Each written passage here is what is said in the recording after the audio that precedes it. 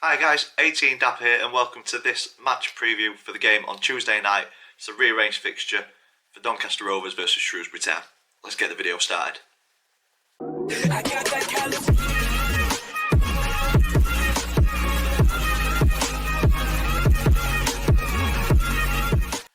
So guys, welcome to this match preview. As I said in the intro, this game was postponed for international duties, so this is a rearranged fixture between Donny and Shrewsbury. It's on the 7th of January.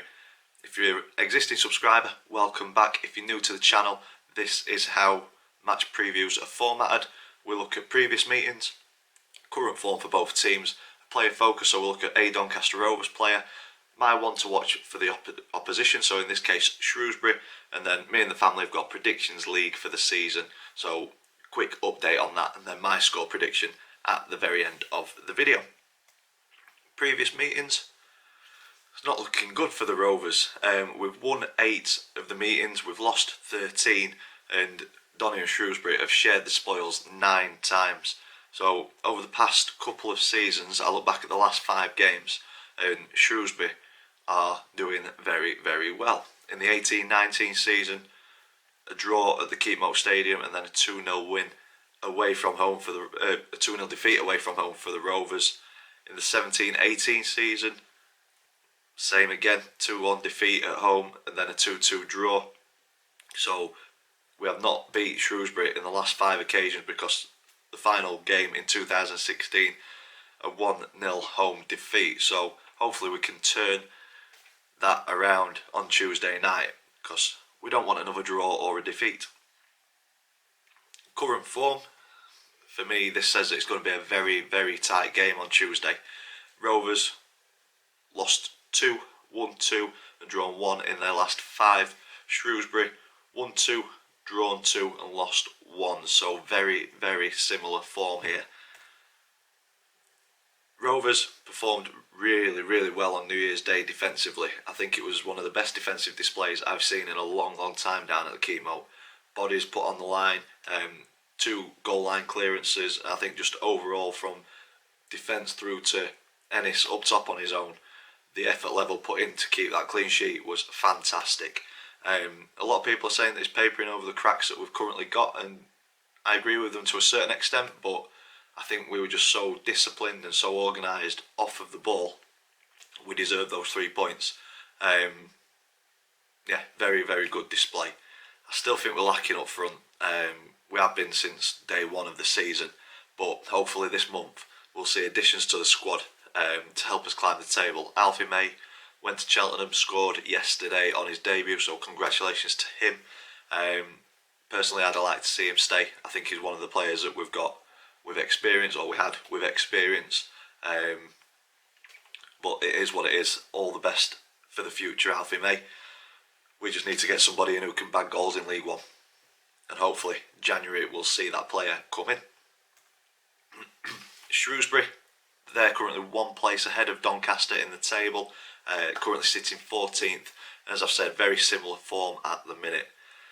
One thing that may benefit Donny on Tuesday night is Shrewsbury had a 3rd round tie, a difficult one as well, away at Bristol City, but congratulations to you guys, secured a replay after a 1-1 draw, so you guys will be in the hat for the 4th round draw. We will see where that goes. Donny out of all the cups, so we have just got the league to focus on, which for me is a positive thing this season, with the squad being decimated over the summer as it was. But I'm guessing Shrewsbury will have put a lot of effort into securing a 1-1 draw at Bristol City, so maybe fatigue could come into play on Tuesday. We will see. On to player focus. So this week, still on the younger players of the Doncaster squad, and this week I'm going with Shane Blaney. Yet to make an appearance in the league, but he has picked up an appearance in the Leasing.com trophy against Leicester, where we got beat 3-0. But he's a young centre-back and is progressing well in the under-23s setup. And Donovan Daniels got recalled to Luton from his loan spell. We've got Cameron John on loan as well, a young centre-back who's very, very good from Wolves. But for me, I'd much rather see our youngsters given an opportunity this season rather than bringing more loan players in January. I think I'd sooner see permanent players coming in rather than 19, 20-year-olds from Premier League teams. Don't get me wrong, they'll be very good players if we get them in, or potentially they'll be good players. But I think you run the risk of bringing players in who don't care or don't particularly care about the club that much. They're just there to develop themselves, improve their skill, and for me that's benefiting other clubs. I'd much rather see us focus on our younger talent. Our younger talent may not be good enough, that's probably why we're fetching loanees in, but then take a close look at that and see if the setup is wrong, or if there's a way that we can redo our youth setup so that we get more talent coming through. That's something for the club to look at, but I'd much rather see the younger players get an opportunity this season. And Shane Blaney, he looked okay in the leasing.com game against Leicester, but would he look like a fish out of water against League One players? I don't know. You've got to give him that opportunity. There's players who are in the first 11 who have looked in too deep this season. So what would we be losing? That's the question. So hopefully some of these younger players do get an opportunity. We will see as the season goes on. Moving on to the one to watch for Shrewsbury, I've gone with David Edwards. No goals this season in the league.